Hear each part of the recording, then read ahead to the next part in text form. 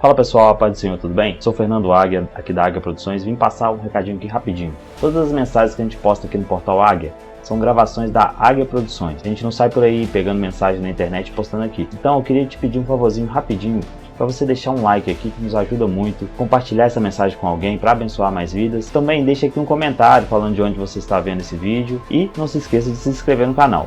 Deus abençoe e boa mensagem para você.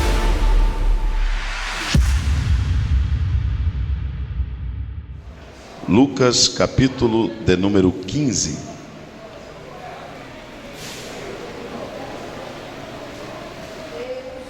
Versículo de número 24. Lucas capítulo de número 15, versículo de número 24. Todos encontraram?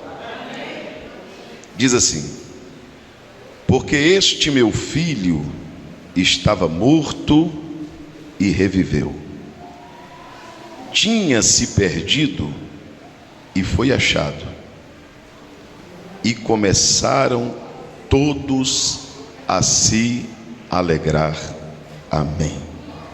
Pode se assentar, meus irmãos. Quantos desejam ouvir a palavra de Deus? Meus queridos irmãos, o capítulo 15 de Lucas é conhecido como o capítulo das coisas que se perderam e também que foram encontradas. O capítulo 15 de Lucas, ele é composto de 3 parábolas extremamente conhecidas no Novo Testamento, e estas parábolas nasceram por causa de uma crítica dos escribas. Os religiosos passaram a criticar Jesus porque Jesus se assentava com os pecadores para comer. E a religião, ela tem uma marca.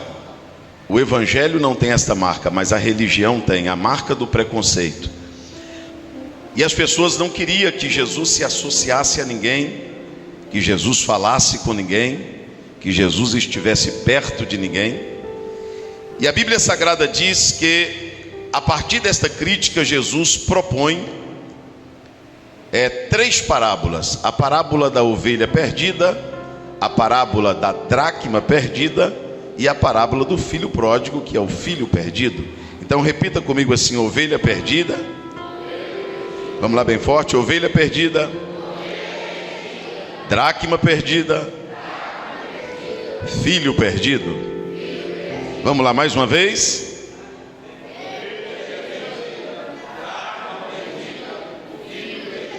Percebe-se, os irmãos, que a ovelha está perdida, a dracma está perdida e o filho também está perdido, mas estão perdidos de forma totalmente diferente. Graças a Deus, no texto, a ovelha foi encontrada, a dracma foi encontrada e o filho também voltou para casa. Aqui na verdade não é quantidade, porque de 100 ovelhas só uma se perdeu. De 10 dracmas, uma se perdeu. De 2 filhos, um filho se perdeu. Das ovelhas era 1%, da dracma era 10%, dos irmãos era 50%. A Bíblia vai falar que quando Jesus apresenta a parábola da ovelha perdida, Jesus fala: qual é o homem que, tendo 100 ovelhas, se perdeu uma, não deixará as 99 no deserto, ou as 99 no aprisco, e irá atrás daquela uma ovelha que está perdida? Os irmãos sabem que a palavra ovelha, ela é dedicada a quem é de Deus. Então toda pessoa que é chamada de ovelha é de Deus. É por isso que em Apocalipse diz que Deus vai separar as ovelhas dos bodes, porque as ovelhas pertencem a Deus. Agora, como pode alguém que pertence a Deus estar perdido? Se a ovelha pertence a Deus, o que configura esta ovelha estar perdida? O que faz esta ovelha estar perdida? O que traz para ela o título dela estar perdida? Esta ovelha está perdida porque a ovelha, segundo João capítulo de número 10, a ovelha anda sob comando. A ovelha, para não estar perdida, ela precisa de pelo menos 2 coisas. Ela precisa de um rebanho e ela precisa de um pastor. Diga comigo, um rebanho e um pastor. Então a ovelha pertencia ao rebanho, mas não estava no rebanho. E por que essa ovelha se perdeu? Essa ovelha se perdeu porque a ovelha anda sob comando, sobre orientação. João capítulo de número 10, as minhas ovelhas conhecem a minha voz. Então quando a ovelha se distrai, quando a ovelha não consegue mais ouvir a voz do seu pastor, quando a ovelha se perde do rebanho, ela não deixa de ser ovelha, só que ela passa a ser uma ovelha perdida. Então duas coisas configuram uma ovelha perdida.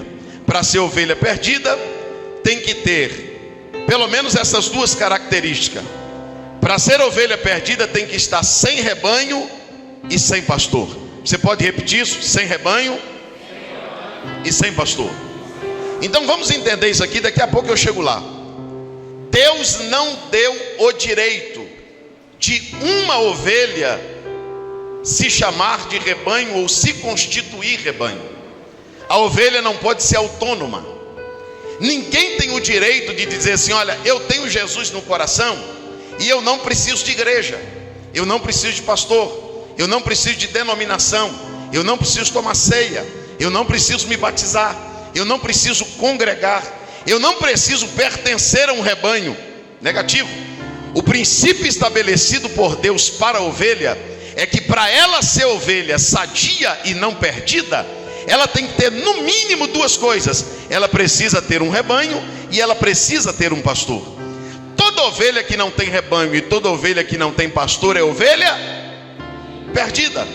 É por isso que hoje nós vivemos o maior número de desigrejados do mundo, onde as pessoas se declaram de Deus, as pessoas se declaram religiosas, as pessoas se declaram cristãs, as pessoas se declaram evangélicas, as pessoas se declaram que creem no evangelho, as pessoas declaram que creem na palavra, as pessoas declaram que temem a palavra, e muitos deles, pertencendo a Deus, não estão onde deveriam estar, porque é uma ovelha que está fora do rebanho e é uma ovelha que está fora dos cuidados do pastor. Mas a Bíblia diz que as 99 ficou no aprisco, e aquele homem fez todo o caminho de volta e a encontrou ferida, colocou sobre os seus ombros e trouxe ela de volta para o meio do rebanho. Eu quero que toda a igreja levanta comigo as duas mãos aos céus, que eu quero liberar uma palavra aqui que alcança a sua família, que alcança a sua casa, que alcança a sua vida. Aqui no bairro Céu Azul, as ovelhas perdidas vai achar o rebanho. Lá na tua família, nenhuma ovelha ficará desgarrada. As ovelhas voltarão para o rebanho, serão pastoreadas. As que não são batizadas serão batizadas. As que não estão tomando ceia voltarão para a ceia. Mas as ovelhas deixarão de ser ovelhas perdidas para ser ovelha sadia, porque é tempo da ovelha voltar para o aprisco. Quem crê nisso, diga glória ao nome de Jesus. Escuta o que eu vou lhe dizer, irmãos. Chego lá rapidinho. Seria uma hipocrisia minha dizer que muita gente que não está entre nós não é nosso. Tem muita gente de Deus que não está no rebanho. Tem muita gente que pertence a Deus. Deus tem um plano com ele, Deus chamou ele, Deus incluiu ele na lista, ele faz parte dos escolhidos de Deus, mas ele não está no rebanho, porque ele se perdeu. Se perdeu do comando, se perdeu do conselho, se perdeu nas suas vontades, se perdeu dos seus desejos. Lá na tua família, provavelmente que você conhece, ou tem alguém que teme a Deus, que respeita a Deus, que aceita a oração, que aceita ouvir a palavra. Todavia ele não está aqui, todavia ele não está congregando, todavia ele não está firme. Mas se ele é uma ovelha, tenha certeza de uma coisa: ele vai ser procurado e ele vai ser achado. Se ele aceitar os cuidados, ele será colocado nos ombros, e a igreja vai receber de volta com amor. Quem crê nisso, diga glória a Deus. Primeiro, para ser ovelha perdida, tem que estar sem rebanho e sem pastor. Mas a segunda parábola é da dracma perdida. Diga comigo, dracma perdida. A ovelha perdida, ela não conseguiu voltar para casa, precisou de ajuda, precisou buscar, precisou colocar no ombro, precisou trazer de volta. Esse grupo de gente não volta sozinho. Esse grupo de gente é de Deus, mas precisa de ajuda porque foi atacado. A Bíblia diz que o homem, quando a encontrou, ela estava ferida, ela estava machucada. Nem caminhar para o aprisco ela tinha mais força. Ela teve que ser colocada nos ombros, ela teve que ser carregada de volta, ela teve que ter todos os cuidados especiais. E quando ela chegou de volta no aprisco, houve uma festa entre as outras ovelhas, porque nós não podemos receber alguém de volta culpando a pessoa. Quem mandou sair? Quem mandou não estar aqui? Quem mandou não prestar atenção? Quem mandou cair? Rebanho não pensa assim. Rebanho se alegra quando uma ovelha é integrada. Rebanho se alegra quando uma ovelha volta para casa. Rebanho se alegra quando a ovelha volta para o seu devido lugar. A ovelha se perdeu fora da casa. Onde a ovelha se perdeu? Mas a dracma perdida, que é dracma, pastor? A dracma é uma moeda. A noiva, ela não usava aliança no dedo, ela usava aliança no pescoço. Ela usava um colar com 10 dracmas. E o casamento só era garantido quando o noivo chegasse e encontrasse as 10 dracmas no colar. Só que a Bíblia diz: qual a mulher que, tendo 10 dracmas, se perder uma dracma, ela não vai acender a candeia, não vai varrer a casa, e vai buscar com diligência até que possa encontrar? Porque a ovelha se perdeu fora da casa. Onde a ovelha se perdeu? E a dracma? Dentro de onde? Então a dracma continua na casa. Como Deus pode chamar alguém que está dentro da casa de perdido? Porque a ovelha não tem rebanho, mas a dracma tem. A ovelha não está indo para a igreja, mas a dracma está. A ovelha perdida não pertence nem a um departamento, mas a dracma pertence. A ovelha está fora da igreja, a dracma está dentro da igreja. Como que alguém dentro da igreja pode ter o título de perdido? Como que alguém dentro do evangelho pode ter o título de perdido? A dracma está na casa, sim ou não? Mas ela está no colar? Não, porque o que garante o casamento, o que garante o encontro, o que garante o arrebatamento não é estar na casa, é estar no colar da noiva. A dracma perdida representa um grupo de pessoas que estão na casa, estão no evangelho, estão congregando, nunca saíram da igreja, mas não estão no colar da noiva e terão um seríssimo problema com o soar da última trombeta. É gente que Jesus vai voltar, mas ele não vai subir. A trombeta vai tocar, mas ele não vai ouvir. A igreja será arrebatada, mas ele não vai junto, porque ele está na casa, mas não está no colar da noiva. Mas tem uma outra notícia boa para te dar esta noite: a casa vai ser varrida. Levanta comigo as duas mãos aos céus, bem alto, bem alto, bem alto, bem alto. Eu vou liberar uma palavra aqui, tenha paciência, eu já chego lá. Levante comigo as duas mãos aos céus.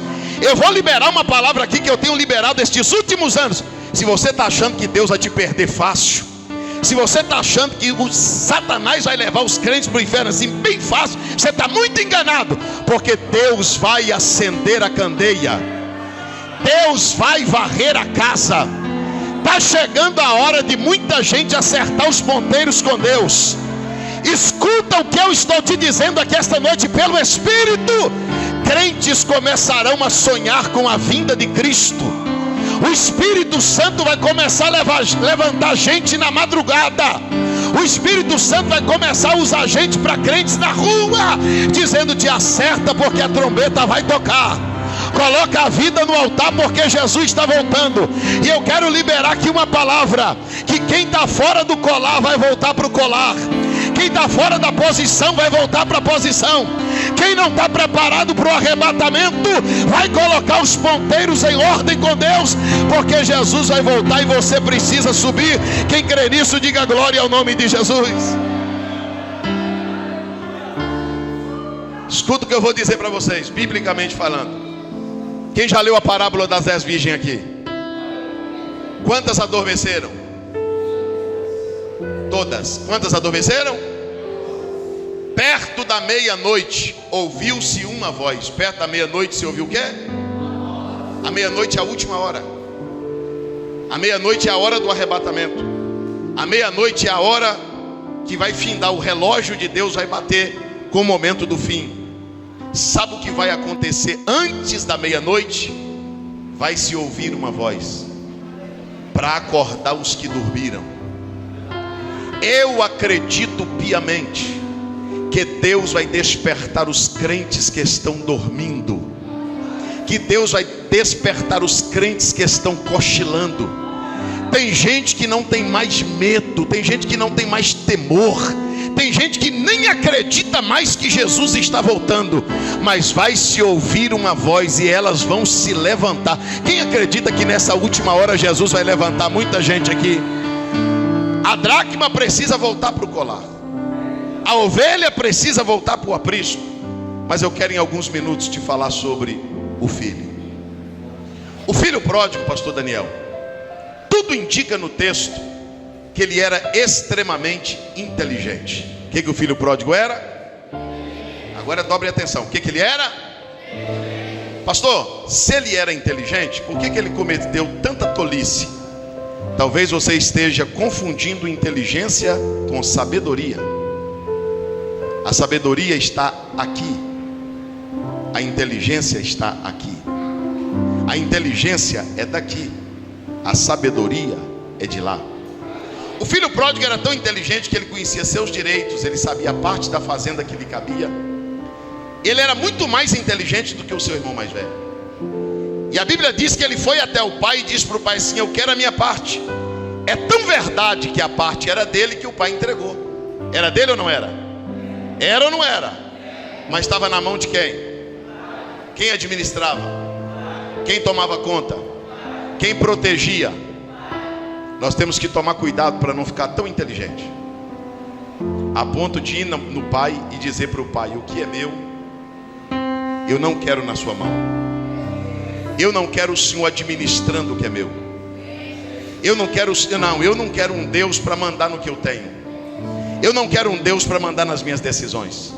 Eu não quero um Deus para mandar no meu sentimento. Eu não quero um Deus para mandar nas minhas... eu não quero um Deus para ficar me ditando ordem. Esses dias eu estava pregando em uma escola bíblica no estado do Goiás, e eu fiz uma pergunta à igreja, que a igreja não soube me responder, e vocês também não saberiam. Nós somos a geração dos inteligentes. Há 30 anos atrás, 35 anos atrás, nós não tínhamos um doutor em teologia nas nossas congregações. Há 30 anos atrás, se você perguntasse assim: qual é o irmão aqui que tem uma faculdade, que fala 2 idiomas? Nós não tínhamos. A maioria dos irmãos eram leigos. A maioria dos obreiros eram leigos. Eles tinham muito menos conhecimento do que nós, e nós temos muito mais conhecimentos. Se eu perguntar quantos doutores tem aqui, vai levantar mais de um. Se eu perguntar quantas pessoas facultadas tem aqui, vai levantar mais de um. Se eu perguntar quantos teólogos tem aqui, vai levantar mais de um. Agora a pergunta que eu te faço: por que a geração dos leigos funcionou melhor do que a gestão dos leigos? Teve muito mais sucesso do que a gestão dos inteligentes. A nossa gestão não deveria ser melhor? Nós não deveríamos ter mais santidade? Nós não somos inteligentes, então deveria ter menos divórcio, deveria ter menos problema de família, deveria ter menos problema de casal, deveria ter menos heresia. Tem mais heresia na geração dos inteligentes do que na geração dos leigos. Tem muito mais problema na geração dos inteligentes do que na geração dos leigos. Eu vou te explicar por quê. Pastor, o senhor é contra a inteligência? Não, eu não sou contra a inteligência, eu sou contra a independência. Quem aqui tem carteira de motorista? Dá um sinal com a mão assim. Você sabe dirigir, você tirou carteira para dirigir, você fez psicotécnico para dirigir, você fez baliza para tirar sua carteira. Só que quando você entra no teu carro para fazer uma viagem, quando você está na garagem de casa, antes de sair, alguém dentro do carro vai dizer: epa, nós não vamos sair sem primeiro fazer uma. Mas para que oração? Você não sabe dirigir? Para que oração? É o anjo que vai dirigir? É Jesus que vai dirigir? Por que você vai orar? Você não sabe dirigir? Sei, eu vou dizer por que você ora. Porque mesmo sendo inteligente para dirigir, você não perdeu a dependência de Deus. Levanta comigo assim as duas mãos aos céus, bem alto, bem alto. Eu vou falar, eu chego lá, paciência. Levanta assim as duas mãos aos céus. Pastor Daniel, sabe por que os pregadores leigos pregavam melhor que os pregadores inteligentes? Porque eles oravam para pregar, eles jejuavam para pregar, eles pediam a Deus uma mensagem para pregar. Sabe por que os nossos músicos leigos eram melhores do que os nossos músicos inteligentes? Porque eles dependiam tanto de Deus que eles jejuavam para tocar um hino. O pregador jejuava e orava para pregar uma mensagem, coisa que ele fazia todo dia. Mas a geração dos inteligentes se tornou uma geração que é mais fiscal do que adorador. E nós ficamos no culto dando nota no som, nota em quem prega, nota em quem canta, nota em quem faz isso. E tudo que vai falar, errou no português, errou na exegese. Não é assim, a hermenêutica não é essa. Sabe o que Deus está dizendo? A tua inteligência não pode tirar a tua dependência. Você precisa continuar dependendo. Tem alguém que continua dependendo de Deus aqui? Levante as tuas mãos aos céus e por um minuto dê glórias ao nome do Senhor Jesus. Vamos lá. Pastor, qual é o problema da geração dos inteligentes? Eu vou perguntar, é proibido ser inteligente? O problema dos inteligentes é que eles capricham na performance. Eles capricham na estética, mas falham na essência.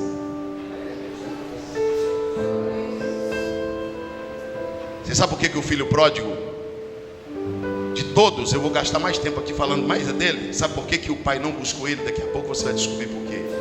Porque ele não se perdeu fora da casa, e nem se perdeu dentro da casa. Ele saiu da casa conscientemente para se perder, porque se achou muito inteligente.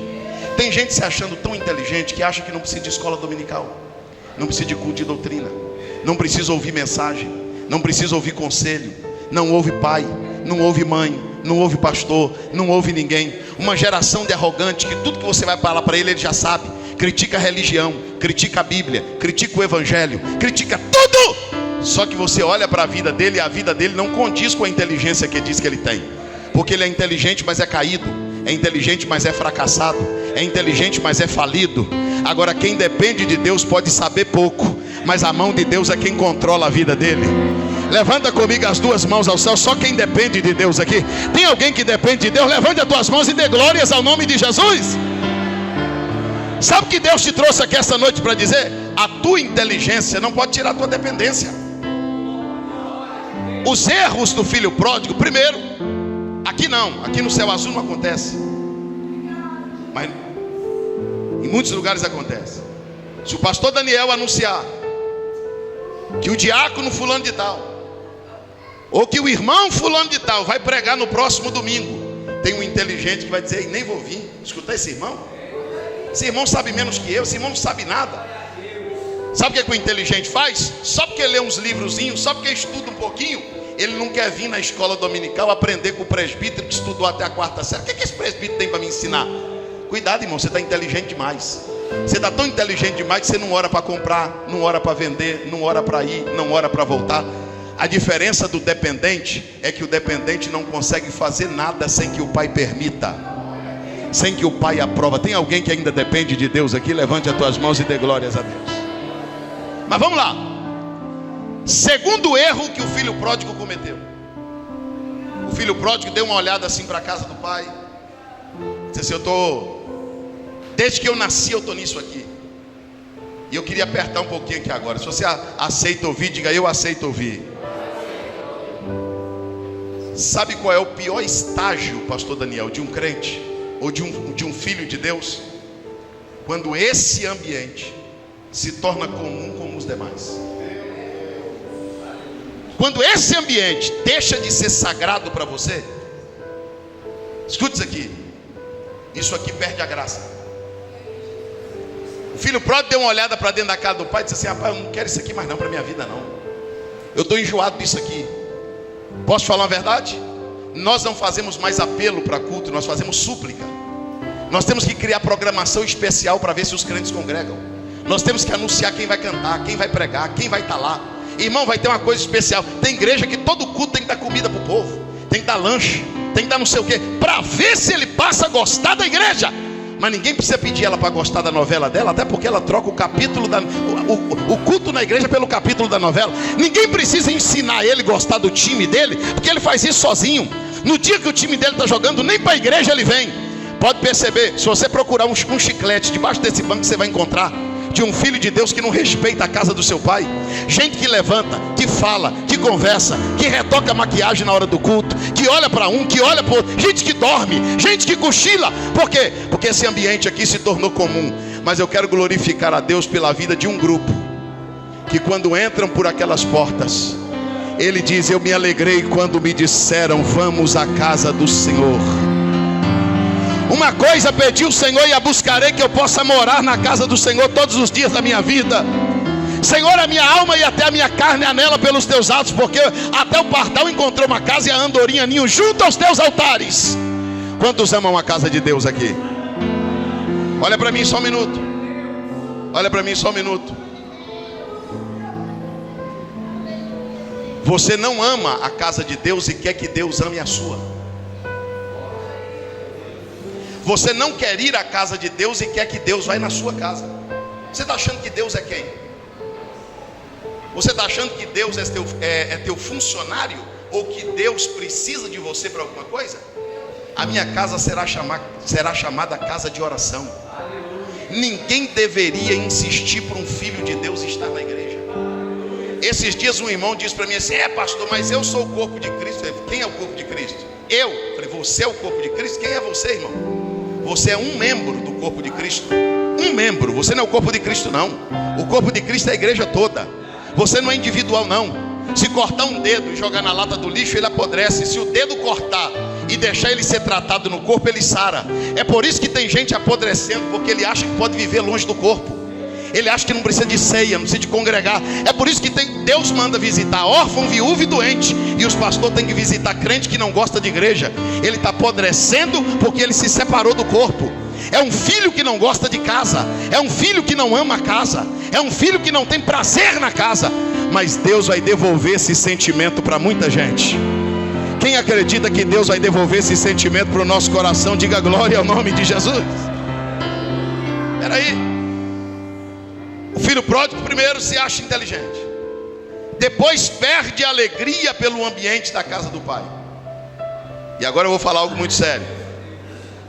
Ele muda para um país distante. Para onde ele muda? Estou chegando lá. Para onde ele muda? Todo país tem três coisas. Repita comigo: idioma, cultura e lei. Diga mais forte. Mais forte. Por que o filho saiu e mudou para outro país? Porque ele não concordava com a constituição do pai. Agora eu vou perguntar e você vai responder. Pode torcer o bico, não tem problema. Deus quer perder um filho? Mas entre perder um filho e mudar a lei, ele perde o filho. Porque Deus não vai modificar um evangelho para um grupo se sentir incluso no evangelho. Deus não vai mudar o evangelho para um grupo se sentir acolhido na igreja não, meu irmão. Deus não vai mudar o evangelho para um grupo de gente se sentir amado não. Quando tu aceitaste o evangelho, aceitaste também a forma que ele foi imposta sobre ti. Uma vez que você aceitou o evangelho, a Bíblia diz que você tem que ser uma nova criatura. As coisas velhas se passaram e tudo se fez novo. Entre perder um filho e mudar a lei, o pai perde o filho, porque Deus não vai mudar o evangelho por causa do mundo, por causa da constituição humana, por causa das leis humanas, por causa das... Não, quem está entendendo isso aqui, diga glória a Deus. Escuta o que eu vou lhe dizer. Se nós não tomarmos cuidado, isso aqui dentro de pouco tempo se tornará um enfeite na nossa mão e no altar. Por quê, pastor? Porque nós seremos proibidos de falar das leis de Deus. Para quê, pastor? Para todo mundo se sentir incluso, para ninguém se sentir ofendido, para ninguém se sentir acusado, para o pecado de ninguém ser denunciado. Aí todo tipo de gente vai se sentir bem na igreja, vivendo a vida que vive, quando na verdade o evangelho não é consolo, o evangelho é confronto. O evangelho vem para denunciar minhas práticas, para mudar a minha conduta, para mudar a minha trajetória. Mas quando eu entrego a minha vida a Cristo, nenhuma condenação há para os que estão em Cristo Jesus, que não andarão mais segundo a carne, mas segundo o Espírito. Levanta as suas mãos aos céus, você que acredita nisso, diga glória ao nome de Jesus. O filho tem um espírito libertário. Deixa eu falar isso aqui para você, eu chego lá rapidinho. Esse filho, pastor Daniel, ele tem um espírito libertário. ele não consegue ver a cerca da casa do pai como uma proteção. A cerca para ele é uma prisão. A cerca para ele é o quê? Quando você vê uma pessoa reclamando do evangelho, é difícil demais, não dá para ser crente não. Não tem como ser crente não, pastor. Ser crente desse jeito, Deus proíbe isso, Deus proíbe aquilo. Então a cerca para você é uma prisão? Tudo que Deus proíbe é para te livrar. Tudo que Deus proíbe é para te preservar. Tudo que Deus proíbe é para você não cair em armadilhas. Tudo que Deus proíbe é para a sua saúde mental, emocional, matrimonial. Tudo que Deus proíbe, Deus está te preservando. A cerca da casa do pai não é uma prisão. A cerca da casa do pai é uma proteção. Quem entende isso, diga glória ao nome de Jesus. O filho é libertário, então ele prefere sair da casa do pai, ele prefere ir embora da casa do pai, do que conviver com os mandamentos de Deus. Mas não fica só nisso.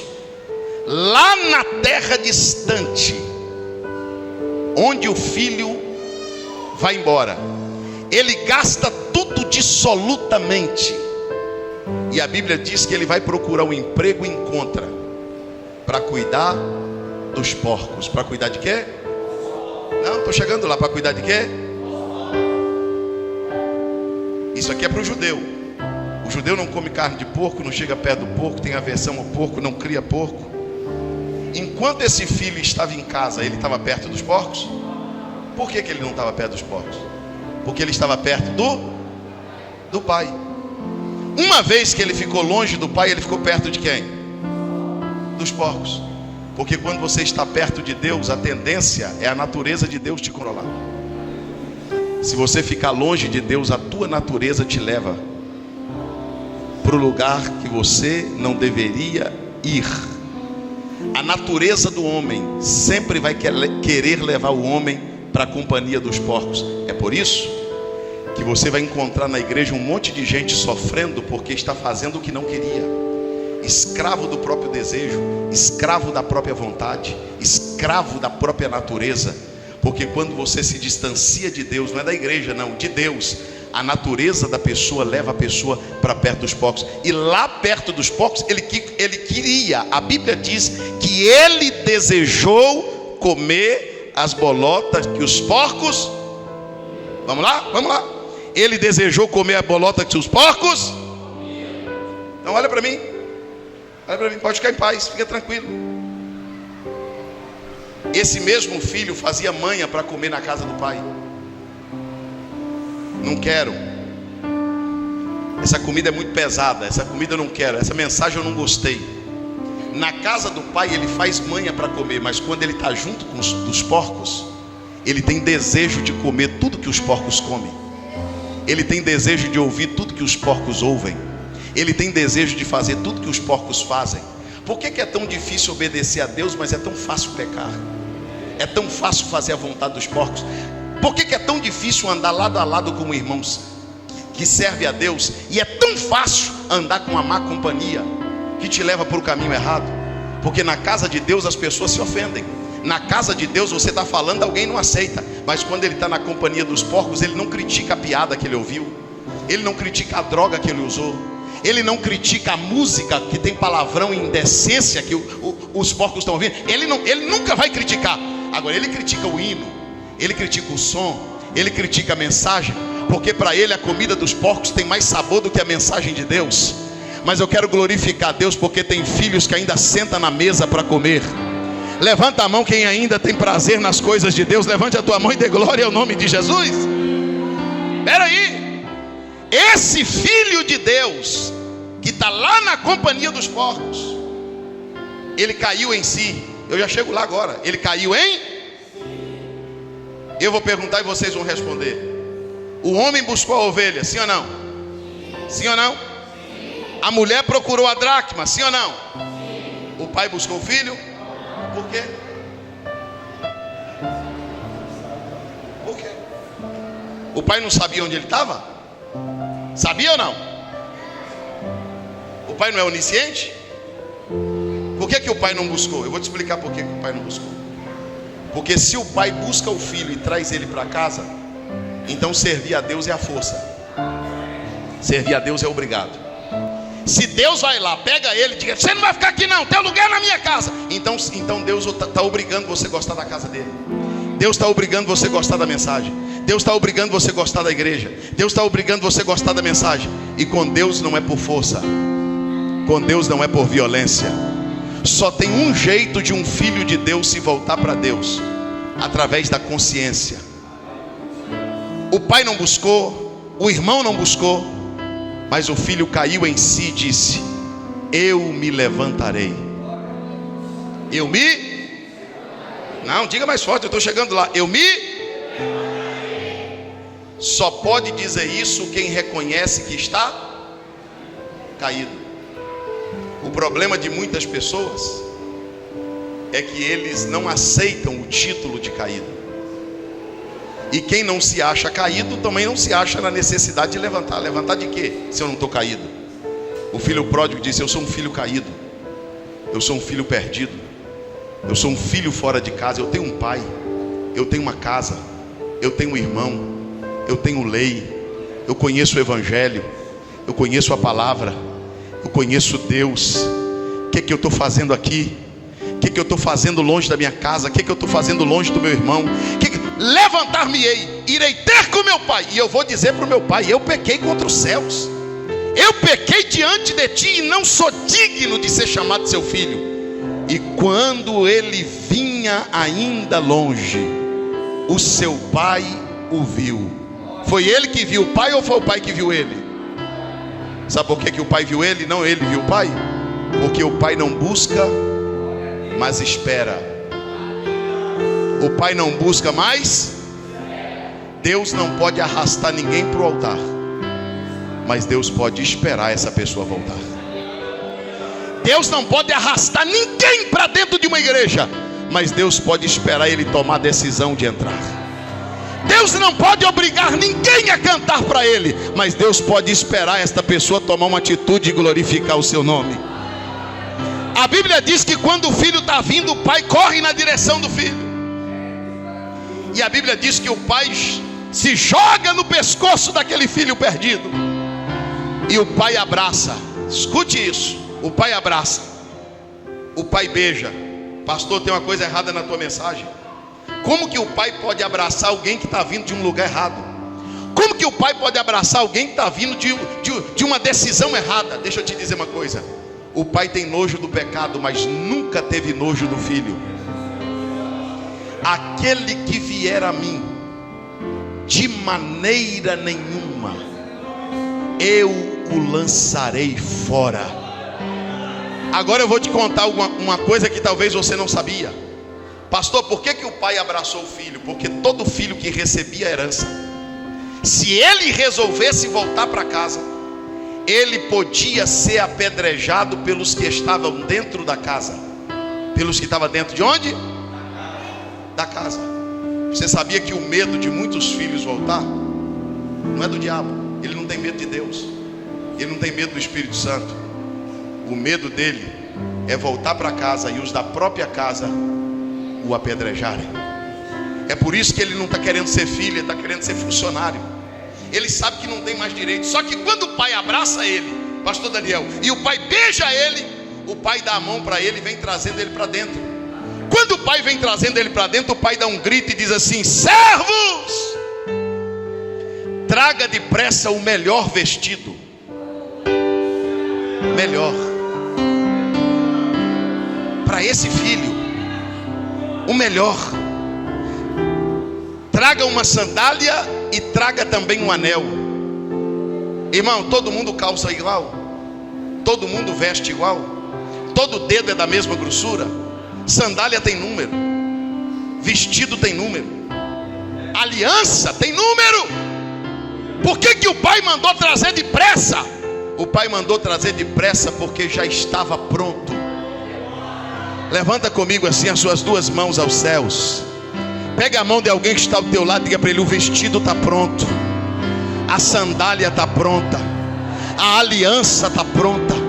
Você que está me ouvindo aí do outro lado da rua, você que está me ouvindo aí dentro da sua casa, deixa eu te dizer uma coisa: o pai sabe o número que você veste, o pai sabe o número que você calça, O Pai sabe o número da aliança que vocês têm.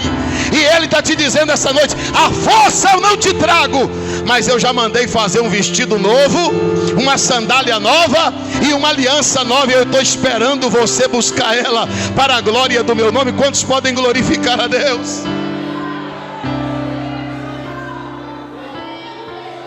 Pastor, o que fez esse filho mudar? O que fez esse filho mudar foi o pai não fazer para ele nenhuma pergunta. Cadê a herança? Quem mandou andar com porco? Quem mandou sair? Saiu por quê? Dá satisfação. Cadê a herança? Você gastou com quem? Gastou com quê? Porque a Bíblia diz que Ele tornará a ter misericórdia de nós, lançará nossos pecados na profundeza do mar, e dele não se lembrará mais. Deus não lança pecado no rosto de um arrependido. Quem volta, escuta isso aqui, estou chegando lá agora para terminar. Quando o filho pródigo entra, ele ganha um vestido, uma sandália e um anel. Aí o pai olha para os servos e diz assim: agora vocês matem o bezerro cevado. Diga comigo, bezerro cevado. Provavelmente, sabe qual foi o dia que o pai colocou o bezerrinho para engordar?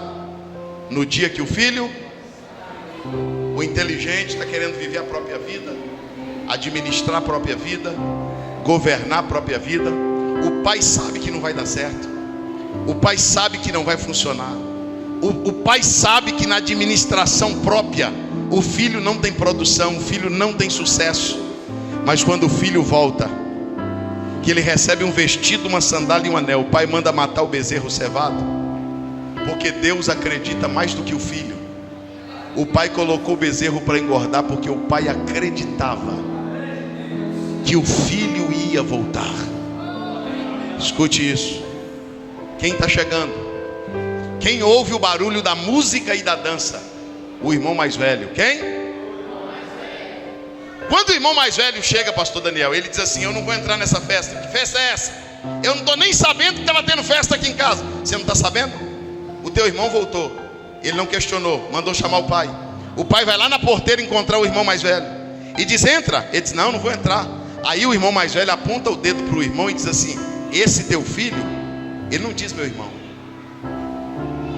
porque o irmão mais velho considera o pai como pai, mas não considera o irmão como irmão.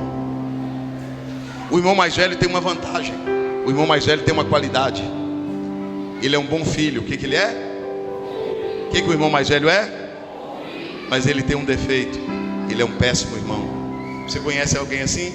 Nunca saiu da igreja, nunca desviou, nunca ficou sem uma ceia, nunca saiu da casa de Deus, mas também não tem misericórdia de ninguém, não tem compaixão de ninguém. Eu quero falar com um grupo de pessoas. Irmão, isso é a maior hipocrisia do mundo. Então hoje é a paz do Senhor. E aí, varão? E aí, guerreiro? E aí, pastor? Amanhã você encontra um camarada na rua, não é paz do Senhor mais? Hoje é teu irmão, amanhã você passa e está na porta do bar e ele não é teu irmão. Mas por que você não vai lá? Dá um abraço nele dentro do bar. Vem cá, meu irmão, paz do Senhor. Não, paz do Senhor não sou crente mais não. Você é meu irmão. Rapaz, teu lugar está lá te esperando. Aqui não é teu lugar não. O problema é que a hipocrisia é tão grande que a gente tem Deus como Deus, mas não tem o irmão como irmão. Aí a gente encontra o irmão que é da igreja na rua, não saúda, corta a volta, chama de desviado, chama de endemoniado, só não chama de irmão. Porque a gente tem Deus como Deus, mas não tem um irmão como irmão. Esse preconceito de achar que só a gente tem Deus, que Deus é só nosso, que Deus é só nosso pai, não é pai de mais ninguém. Deus dá uma lição de moral no irmão mais velho. Espera aí, meu irmão, vou te corrigir agora. Meu filho não, ele não é só meu filho não, ele é teu irmão. E você vai entrar na festa. Eu vou entrar por quê? Porque o teu irmão estava morto e reviveu. Ele tinha se perdido, mas foi achado. Fica de pé comigo, eu vou terminar com você de pé. Glória a Deus. Escuta o que eu vou te... Eu fui colocar uma moça em comunhão. A moça veio do mundo, desviada da igreja. Eu fui colocar a moça em comunhão com a igreja. Uma irmã levantou a mão e disse: eu sou contra. Eu, por que a senhora é contra? Porque ela estava no funk. Ela estava fumando maconha esses dias, tomando cachaça, 3 meses atrás ela estava no mundo, agora vai tomar ceia. Eu disse, só está chateada porque ela vai tomar ceia, irmã. A senhora está triste porque a moça voltou para Jesus? A senhora está indignada porque a menina está voltando? Não é melhor aqui? Não é melhor aqui do que no bar? Não é melhor aqui do que no funk? Não é melhor aqui do que no... Por que a senhora... A senhora é uma boa crente, mas a senhora é uma péssima irmã. A senhora não está se alegrando com o retorno de alguém que é nosso. Se o filho pródigo fosse cantar um hino aquele dia, eu acho que o filho pródigo ia dizer para o pai assim: pai, o inimigo quase me roubou de Deus, com falsas alegrias e com falsas glórias. Como um pedaço de cana ele me mastigou em bagaço. Eu cheguei aqui essa noite. Por que me resgatou? Por que me trouxe aqui? Por que me queres tanto, Deus? O pai vai olhar para o filho e vai dizer: já cantou demais, agora quem canta sou eu. Filho, eu quero tanto enxugar teu pranto, te fazer só meu. Filho, eu quero ser teu Deus. Eu vim aqui essa noite te dizer que o lugar de ovelha é no rebanho, o lugar de dracma é no colar, e o lugar de filho é em casa. Quem acredita que muitas ovelhas vão voltar para o aprisco, diga glória a Deus. Quantos acreditam que muitas dracmas vão voltar para o colar da noiva? Diga glória a Deus. Muitos filhos vão voltar para casa. Escute isso. Teve uma festa na casa, e o que converteu aquele filho, diferente do que a maioria dos crentes pensa, Deus vai alejar, Deus vai cegar, Deus vai pôr no leito. Irmão, se isso aí se convertesse, todo presidiário saía crente da cadeia, todo mundo saía crente do hospital. Se isso aí se convertesse, todo mundo sairia da UTI crente, todo mundo sairia da UTI convertido. E tem gente que sai de lá e fica pior, porque o que converte não é o castigo, o que converte é o amor. O filho pródigo não tinha mais direito, mas quando ele chegou, o pai aceitou de volta. Deixa eu te dizer uma coisa: o inferno não foi feito para o homem. A Bíblia diz que todos os ímpios serão lançados no lago de enxofre e fogo, que foi preparado para quem? Para Satanás e seus anjos. Não foi preparado para o homem. O inferno não foi feito para o homem. O homem vai para lá por não querer ser ovelha, por não querer estar no colar da noiva, por não querer estar em casa. Mas esta noite Deus está dando a oportunidade do filho se tornar um filho melhor. Deus está dando a oportunidade da ovelha voltar para o rebanho, da dracma voltar para o colar e do filho voltar para casa. Quem entende isso, diga glória ao nome de Jesus. Deixa eu terminar te fazendo uma pergunta. Até quando as pessoas vão te oferecer Cristo, a salvação, e você vai rejeitar como se fosse um copo de água? Você vai rejeitar como se não fosse nada. Até quando você vai endurecer teu coração dizendo: eu não quero ser ovelha, eu não quero estar no colar da noiva, eu não quero voltar para casa? Até quando você vai rejeitar? Nós temos uma amiga, eu e minha esposa, que ela escreveu um hino há mais de 50 anos atrás. É nossa vizinha lá em São Paulo. Tem uma das estrofes do hino dela que vocês todos sabem cantar, mas eu vou falar para não cantar, eu só vou falar a estrofe.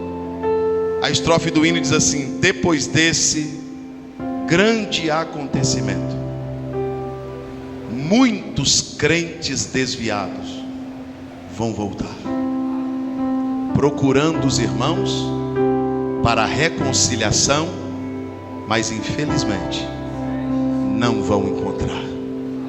Só dá para voltar para Jesus enquanto Jesus ainda não voltou.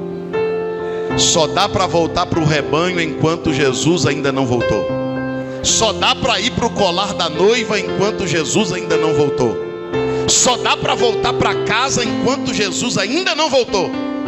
Porque haverá fome, mas não será de pão, e haverá sede e não será de água. mas será da palavra de Deus, porque o homem correrá de um lado para o outro em busca desta palavra e nunca mais a encontrará. O problema para Deus não é tua natureza, não é tua queda, não é teu pecado. Pode ser uma ovelha desatenta, pode ser uma dracma fora da posição, ou pode ser um filho que saiu de casa. Tem jeito, tem oportunidade, tem chance, é só querer. Castelo Forte já vai cantar, mas eu preciso fazer um apelo. Existe aqui entre nós, ou lá fora, ou lá na praça, ou onde você estiver, uma ovelha que quer voltar para o rebanho, uma dracma que quer voltar para o colar, um filho que quer voltar para casa. Pastor, eu preciso de Deus, eu preciso voltar, minha vida está toda enrolada, minha vida está precisando de conserto. Glória a Deus. Parabéns, meu irmão. Aqui está a primeira vida para Cristo.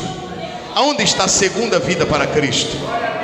Aonde está você hoje que vai deixar o Espírito Santo convencer teu coração de que você precisa da casa do Pai, você precisa do colar da noiva, você precisa estar junto do rebanho, você precisa estar junto da igreja, você precisa estar na presença de Deus. Foi para isso que você foi chamado. Aonde está a segunda vida para Cristo? Vem cá, meu irmão, vem cá no altar. Ajuda ele a chegar aqui. O Espírito Santo trouxe ele aqui hoje, porque me resgatou.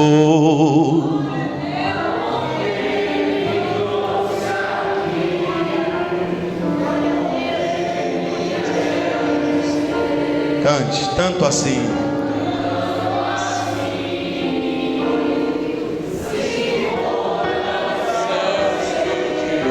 Onde está a terceira vida para Cristo? Aonde está a terceira vida para Cristo? Aonde está você que não consegue sozinho? Pastor, eu reconheço, sozinho eu não dou conta, sozinho eu não consigo. Deus conhece teu coração. Você é uma ovelha que precisa voltar para o rebanho. Você é uma dracma que precisa voltar para o colar. Você é um filho que precisa voltar para casa. Deus está te chamando. Deus está dizendo que há jeito para você. Deus está dizendo que há jeito para a tua vida. Aonde está mais uma vida para Cristo? Onde tem mais uma vida para Cristo?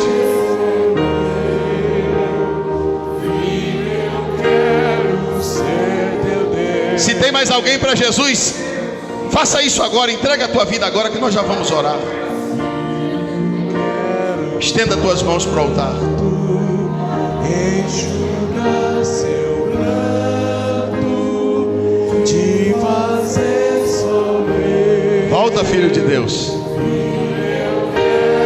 Volta, filha de Deus. Tem uma chance de Deus mudar a tua vida. Tem uma chance de Deus transformar a tua história. Seja uma ovelha no meio do rebanho, uma dracma no colar e um filho em casa.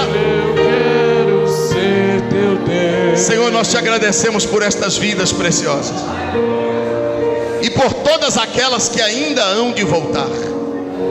Nós te agradecemos porque nenhuma condenação há para os que estão em Cristo Jesus, que não andarão mais segundo a carne, mas segundo o Espírito. Quem tentará acusação contra os escolhidos de Deus? Se Deus os justifica, quem os condenará? Os teus filhos serão como a palmeira plantada na casa de Deus. A luz será como a luz da aurora, que vai brilhando, brilhando, até ser um dia perfeito. Olha aqui para mim, vocês dois, olha aqui para mim. Como é que é o nome do meu irmão? Daniel. E o nome do meu irmão? Irmão José. Deus rasga a tua sentença de morte hoje. Jesus a te dá vida. O nome de Deus para você é livramento. Sabe o que Deus está dizendo?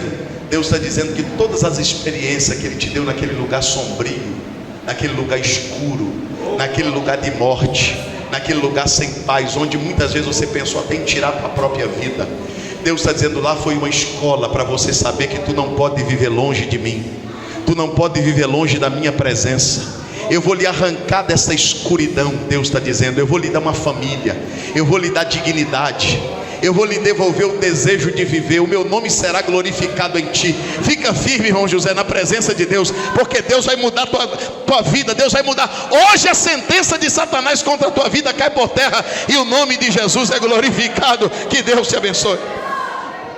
Você quer divulgar o seu evento, sua igreja, com um vídeo como esse? Vem aí, Pentecostes 2023, no Ministério A Colheita Internacional, com o tema Não Deixe a Chama Se Apagar. Levante-se e prepare-se. O noivo vem. Preletores, Pastor Diego de Oliveira. Então acesse agora aguiaproduções.com e vem ser águia.